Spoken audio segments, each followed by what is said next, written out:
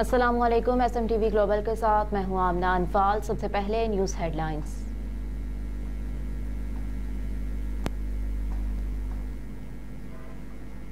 सरताज अजीज की विफात से दिल बहुत रंजीदा है। नवाज शरीफ का ट्वीट, मरहूम तहरीक पाकिस्तान के सरगर्म रुकन और कौम का असासा थे। रोज़े अव्वल से मुस्लिम लीग के साथ मुंसलिक रहे।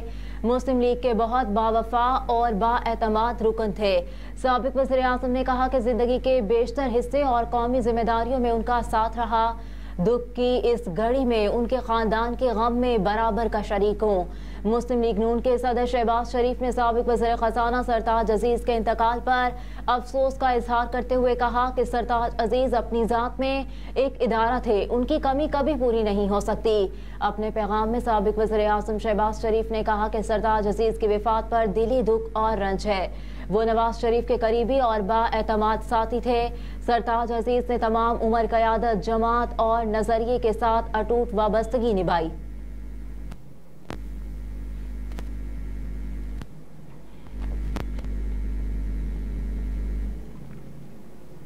सानिया 9 मई कासिम सूरी समेत PTI के दीगर रहनुमाओं की तलबी का इश्तिहार जारी। PTI के जिन रहनुमाओं की तलबी का इश्तिहार जारी किया गया उनमें कासिम सूरी, खादिम वर्दक, जुमा खान, सादिक तरीन, डॉक्टर मुनीर बलोच और नजीब काकड़ समेत 11 मुल्जिमान शामिल हैं। अदालत इश्तिहार के मुताबिक PTI बलोचिस्तान के रहनुमाओं पर थाना बिजली रोड में मुख्तलिफ दफात के तहत मुकदमा दर्ज है। नामजद मुल्जिमान या तो फरार हो गए हैं या उन्होंने वारंट की तामील से गुरेज करने के लिए अपनी तय रोपोशी इख्तियार की है।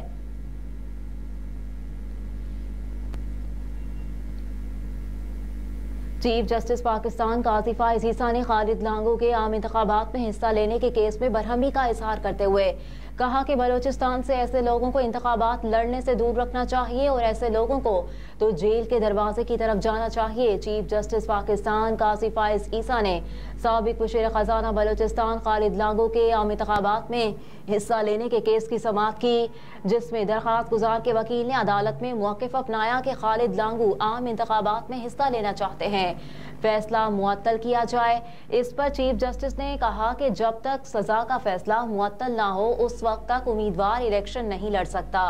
खालिद लांगो के घर से ट्रकों के हिसाब से पैसे पकड़े गए। उनके घर से 2 अरब 24 करोड़ 91 लाख रुपए बरामद हुए। सिर्फ 26 माह की कम सजा क्यों दी गई? जस्टिस काजी फाइज ईसा ने मजीद कहा कि बलोचिस्तान से ऐसे लोगों को इंतखाबात लड़ने से दूर रखना चाहिए। आपका मुवक्किल को तो जेल के दरवाजे की तरफ जाना चाहिए। क्या बलोचिस्तान के पैसे मजीद चोरी करने के लिए इलेक्शन लड़ना है? किस दुनिया में रहते हैं आप? घर से बरामद मुल्की और गैर मुल्की करेंसी ट्रकों पर लाद कर ले जाई गई।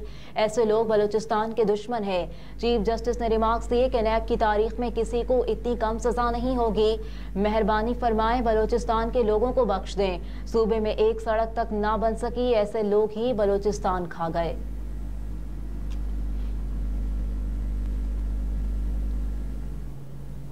काफ लीग कौमी और सूबाई असम्बली की 12 से ज़ायद नशिस्तों पर एडजस्टमेंट की ख्वाहिशमंद। ज़राए के मुताबिक काफ लीग 2018 में कौमी असम्बली की 4 और सूबाई असम्बली की 8 जीती हुई नशिस्तों पर सीट एडजस्टमेंट चाहती है। 2018 में इन नशिस्तों पर सालिक हुसैन, मोनिस इलाही, हुसैन इलाही और तारिक बशीर चीमा कौमी असम्बली का इलेक्शन जीते थे।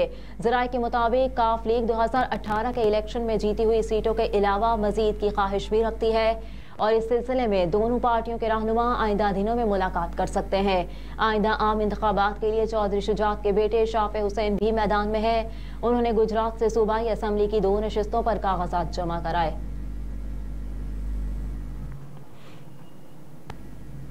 कराची में कल बूंदाबांदी का इम्कान। महकमा मौसमियात के मुताबिक सुबह के वक्त सिंध के मैदानी इलाकों में धुंध रहने का इम्कान है।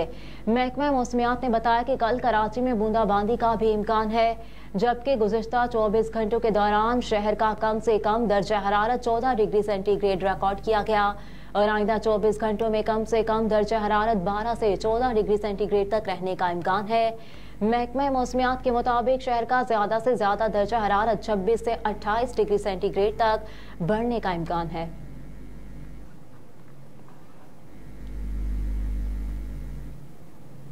निगरान विफाकी वजीर मजहबी उमूर अनीक अहमद ने कहा कि अफगान मुहाजिरीन पाकिस्तानी पासपोर्ट पर हज पर जाते थे, ऐसे तमाम शनाख्ती कार्ड ब्लॉक कर दिए गए हैं। कोयटा में प्रेस कॉन्फ्रेंस करते हुए निगरान वफाकी वजीर मजहबी उमूर अनीक अहमद ने कहा कि कोयटा में बैनुल मज़ाहिब हम आहंगी में शानदार कॉन्फ्रेंस हुई। कॉन्फ्रेंस में उलमाए कराम और अक़लियती बरादरी के नुमाइंदे शरीक हुए। मुल्क के बड़े शहरों में बैनुल मज़ाहिब हम आहंगी के हवाले से प्रोग्राम मुनक्किद किए जा रहे हैं। हमने नौजवानों को बताना है कि इंसानियत पर मबनी मुआशरे कैसे होते हैं। मजीद कहा कि जड़ावाला जैसे वाक़यात की रोकथाम के लिए मजहबी हम आहंगी के इक़दाम कर रहे हैं। जड़ावाला वाक़े में मुलव्विस मुल्ज़िमान गिरफ्तार हुए, उन्हें सजाएं भी हुई। वफाकी वज़ीर ने कहा कि भारतीय रियासत मणिपुर में मसीही बरादरी के 150 अफराद कत्ल हुए। मणिपुर में मसीही बरादरी के कत्ल से दुनिया की तवज्जो हटाने के लिए जड़ावाला का वाक़या रोनुमा किया गया।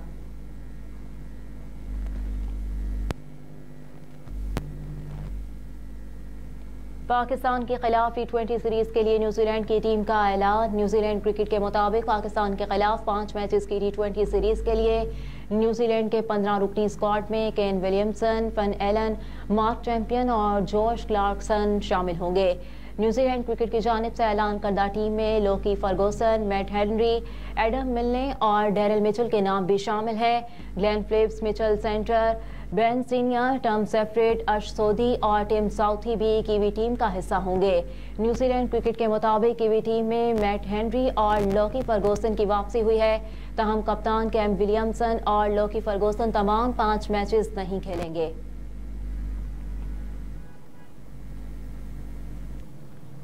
पाकिस्तानी टीम की ऑस्ट्रेलिया में अपनी तेज तरीन टेस्ट बैटिंग। पाकिस्तान ने पहली इनिंग्स में 77.1 ओवर्स में 313 रन बनाए। पाकिस्तान का ऑस्ट्रेलिया के खिलाफ पहली इनिंग्स में रन रेट 4.05 रहा।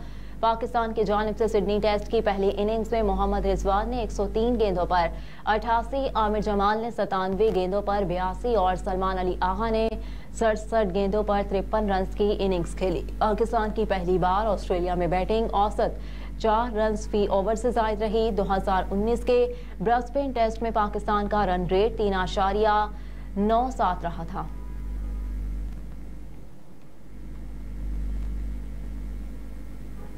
जापान में हालिया जलजले से हलाकतों की तादाद 62 हो गई। गैर मुल्की मीडिया के मुताबिक नए साल के आगाज पर 1 जनवरी को वस्ती जापान में 7.6 शिद्दत का जलजला रिकॉर्ड किया गया, जिसने जापान के साहली इलाकों को न सिर्फ हिलाकर रख दिया बल्कि सुनामी के खतरे को भी बढ़ा दिया। मीडिया रिपोर्ट्स के मुताबिक जलजले से मुतासरा इलाकों अशिकावा में रेस्क्यू एहलकारों ने जलजले से मुतासरा अफराद की तलाश जारी रखी हुई है। ताहम इंतजामिया ने खबरदार किया है कि शदीद बारिश, लैंडस्लाइडिंग और बार बार आफ्टर शॉक्स इमदादी सरगर्मियों में रुकावट बन सकते हैं।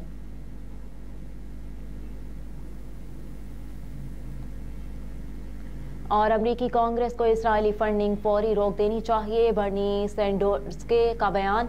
गजा में मासूम शहरियों के खिलाफ इसराइल की वहशियाना कार्रवाइयों और फलस्तीनियों की नस्लकुशी पर तनकीद करते हुए अमरीकी सेनेटर और साबिक सदारती नामजदगी के उम्मीदवार बर्नी सैंडर्स ने कहा कि गजा में बैनुल-अक़वामी कवानीन की खिलाफ वर्जियों और गैर इखलाकी फौजी ऑपरेशन के बायस अमरीकी कांग्रेस को इसराइली फंडिंग फौरी तौर पर रोक देनी चाहिए। कहा कि अमरीकियों को समझना चाहिए कि फलस्तीनियों के खिलाफ इसराइली जंग अमरीकी बमों, गोलियों और दीगर हथियारों के साथ लड़ी जा रही है। बर्नी सैंडर्स ने कहा कि अब बस हो गया, कांग्रेस को फंडिंग रोक देनी चाहिए। अमरीकी टैक्स दहिंदगान को गजा में मजीद खवातीन, बच्चों और मासूम फलस्तीनियों के कत्ले आम में शरीके जुर्म न बनाया जाए। हेडलाइंस आप जान चुके। न्यूज स्टूडियो से फिल वक्त इतना ही। आप देखते रहिए SMTV ग्लोबल।